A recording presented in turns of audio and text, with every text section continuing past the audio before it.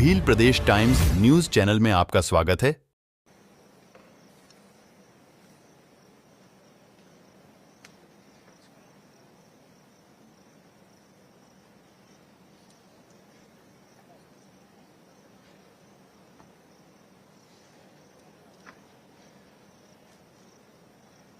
आज के इस मानगढ़ धाम में ऐतिहासिक कार्यक्रम में सबसे पहले तो मैं आप सभी से आग्रह करूंगा कि हमारी राष्ट्रपति महोदया श्रीमती द्रौपदी मुर्मू जी का एक बार जोरदार तालियों के साथ अभिनंदन करें, उनका स्वागत करें। मित्रों, ये हमारे बागड़ की धरती है और ये पवित्र धरती है। सबसे पहले तो मैं इस पवित्र धरती को नमन करता हूं, इसको प्रणाम करता हूं। मंच पर विराजमान आज हम सभी बहुत ही सौभाग्यशाली हैं कि हमें ऐसे पवित्र धाम में हमारी महामहिम राष्ट्रपति महोदय जी का कार्यक्रम हमें मिला है और निश्चित रूप से हमें प्रसन्नता है कि हमारा ऐसा क्षेत्र जो सदियों से इस देश की संस्कृति और देश के विकास के लिए हमारे इन सब भाइयों का बहुत बड़ा योगदान रहा है, उसमें आज हमारे राष्ट्रपति महोदय जी का कार्यक्रम हमें मिला है। निश्चित रूप से बहुत ही प्रसन्नता का विषय है। हमारे इस कार्यक्रम में माननीय हमारे राजस्थान के राज्यपाल महोदय श्री हरिभाऊ किशनराव बागड़े जी, हमारे कैबिनेट में हमारे साथी जनजातीय क्षेत्रीय विकास मंत्री सम्मानीय बाबूलाल जी खराड़ी साहब, हमारे राजस्व मंत्री हेमंत मीणा जी और इस कार्यक्रम में आए सभी मेरे इस बागड़ क्षेत्र के पूजा योग बुजुर्गों, नौजवान दोस्तों और इतनी बड़ी संख्या में आई मेरी माता बहनों, सबसे पहले तो मैं आप सभी का वंदन करता हूं, अभिनंदन करता हूं, आप सभी का मैं नमन करता हूं।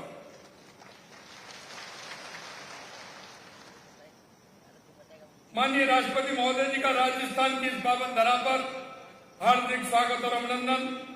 आप देश की राष्ट्रपति होने के साथ साथ आप महिला सशक्तिकरण की भी प्रतीक हैं, इसलिए मैं मां बहनों से कहना चाहता हूं कि एक बार बड़े जोरदार तालियों के साथ आप स्वागत और अभिनंदन करें। यह बागड़ की धरती हमारी संस्कृति के सांस्कृतिक केंद्र के रूप में समृद्ध है। यह माता त्रिपुरा सुंदरी विराजमान है और नवरात्र चल रहे हैं, इसलिए मैं माता त्रिपुरा सुंदरी जी को भी मैं उनके चरणों में शीश नवाता हूं, उनको प्रणाम करता हूं। यह त्रिवेणी संगम बेड़ेश्वर धाम है। मैं महान संत महावती महाराज को नमन करता हूं, साथ ही गोविंद गुरु जी को भी मैं श्रद्धांजलि अर्पित करता हूं, जिन्होंने मातृभूमि के लिए अपना सर्वस्व समर्पित कर दिया। इस बागड़ की प्राकृतिक सुंदरता का अनुपम यह है कि यहाँ सीता माता वन्य जीव अभ्यारण्य भी है। हम इस अभ्यारण्य में वनपथ पुलिया निर्माण पर्यटकों को और श्रद्धालुओं की सुविधा के लिए विकास कार्य करवा रहे हैं। और जैसा कि हमारी सरकार ने यहाँ के सांस्कृतिक पर्यटन के लिए, धार्मिक पर्यटन के लिए हमने सीता माता अभ्यारण्य, त्रिपुरा सुंदरी, बेड़ेश्वर धाम और हमारा ये मानगढ़ धाम के लिए जो हमने एक सर्किट बनाया है और उस सर्किट को एक सांस्कृतिक रूप में उसको पहचाना जाए, पर्यटन के रूप में पहचाना जाए, इसके लिए भी हमने काम किया है। हमारी सरकार ने जनजातीय क्षेत्र की विषम भौगोलिक एवं आर्थिक परिस्थितियों के बावजूद इस क्षेत्र के विकास हेतु विभिन्न व्यक्तियों तथा संस्थाओं द्वारा किए गए उत्कृष्ट कार्य के लिए प्रथम बार आदि गौरव सम्मान दिए जाने का जो निर्णय हुआ है, मैं कह सकता हूं कि जिनको यह सम्मान मिला है उनका भी मैं स्वागत और अभिनंदन करता हूं।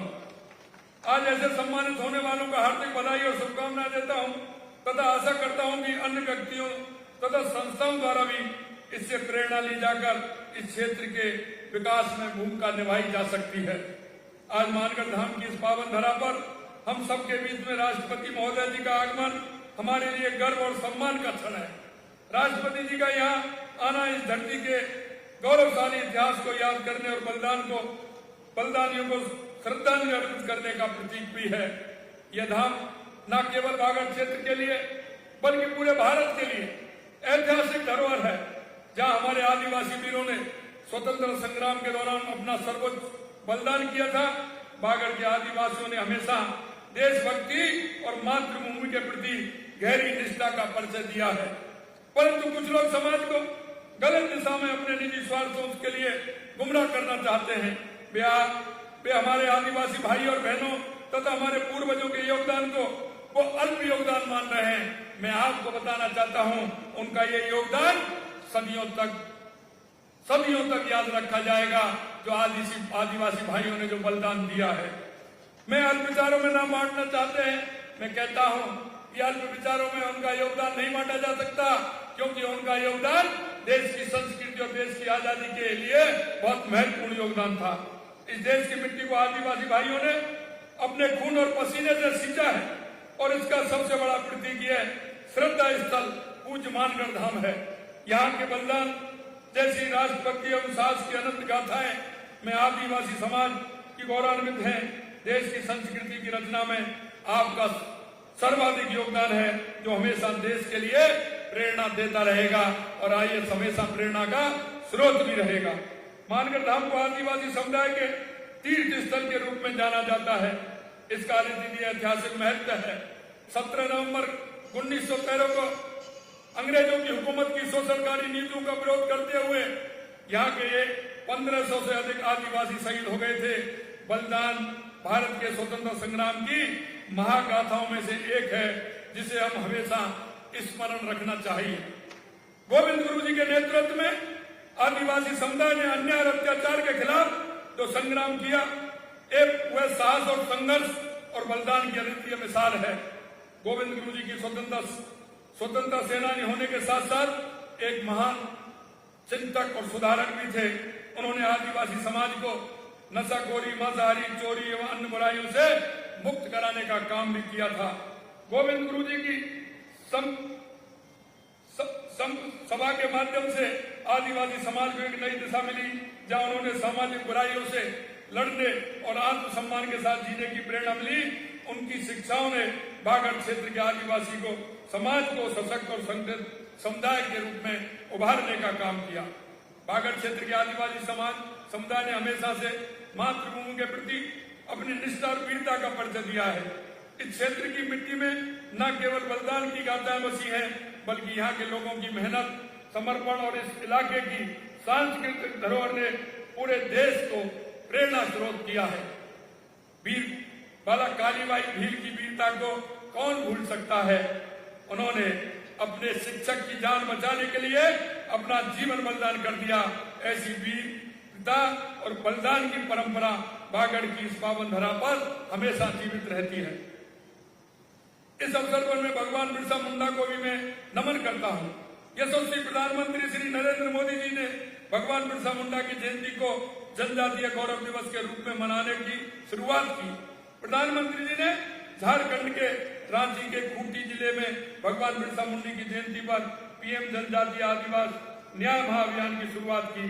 पिछले सप्ताह में झारखंड गया था। मेरे को झारखंड जाने का मौका मिला।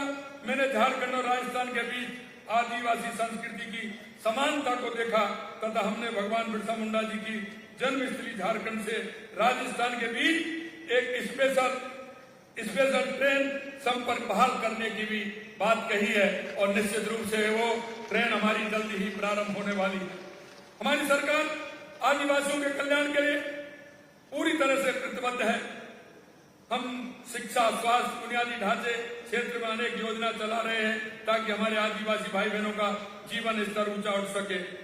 इसके साथ ही बांसवाड़ा और इसके आसपास के क्षेत्रों में कई विकास परियोजनाएं चल रही हैं जो इस क्षेत्र के समग्र विकास को सिद्ध होंगी। मानगढ़ धाम को एक प्रमुख धार्मिक पर्यटन स्थल के रूप में विकसित किया जा रहा है। जिसने न केवल इस क्षेत्र की संस्कृति और प्रचार होगा बल्कि यहाँ के लोगों के नए रोजगार के अवसर भी सृजित कराएगा। हमारी सरकार ने बागड़ क्षेत्र और जनजातियों के विकास के लिए कई कदम उठाए। उदाहरण के तौर पर मां बाड़ी में कार्यरत शिक्षा कर्मी, महिला सहयोगी तथा स्वास्थ्य कर्मी कार्यकर्ताओं के मानदेय में 10% की वृद्धि भी हमने हमारे बजट में की है।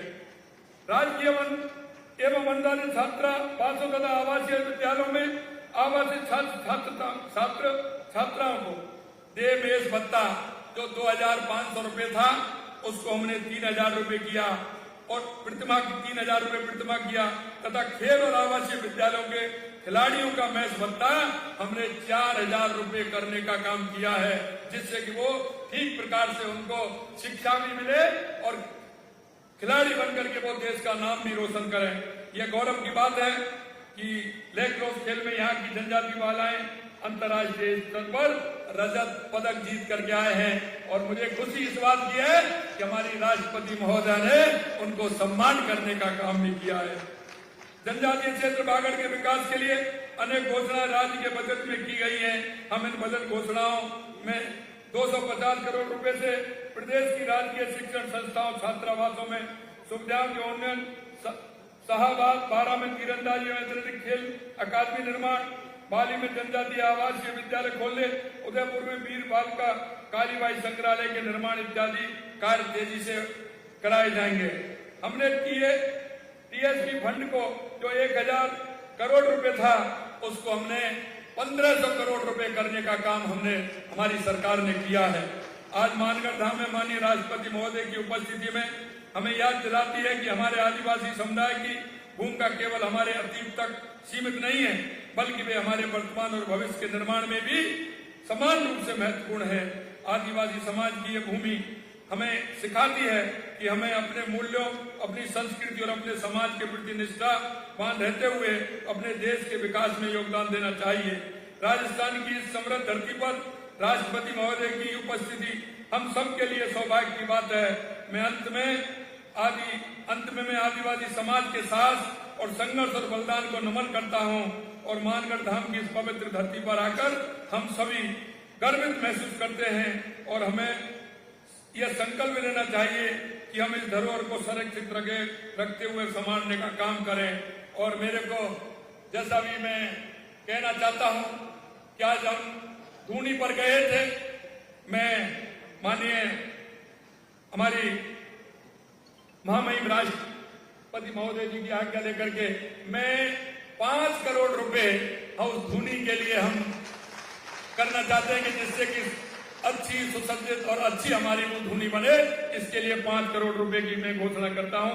और दूसरा, मैं यहाँ पुलिस चौकी की आवश्यकता है, एक पुलिस चौकी भी यहाँ हो, मैं आज उसकी भी घोषणा करता हूं कि पुलिस चौकी भी यहाँ होगी। मैं पुनः राष्ट्रपति महोदय को एक बार पुनः हार्दिक स्वागत करते हुए मैं आप सभी से अपील करता हूं कि हम मिलकर एक समृद्ध, सशक्त और संगठित भारत के निर्माण के लिए आगे आएं और हमारे क्षेत्र को भी हम आगे बढ़ाएं। इतना ही कहते हुए मैं पुनः राष्ट्रपति महोदय जी को यहाँ पधारने पर धन्यवाद भी देता हूं और आप सभी का मैं इतनी बड़ी संख्या में हमारी माता बहनें और आप सभी आए हैं। मुझे पता है कि मेरी नजर जा रही है वहां तक हमारे सभी आदिवासी भाई, हमारे सभी बैठे, हमारी बहनें बैठी हैं। पुनः आप सभी का वंदन, अभिनंदन, बहुत बहुत धन्यवाद। जय हिंद, जय भारत, जय राजस्थान, जय Bharat. Subscribe now and press the bell icon. Never miss an update.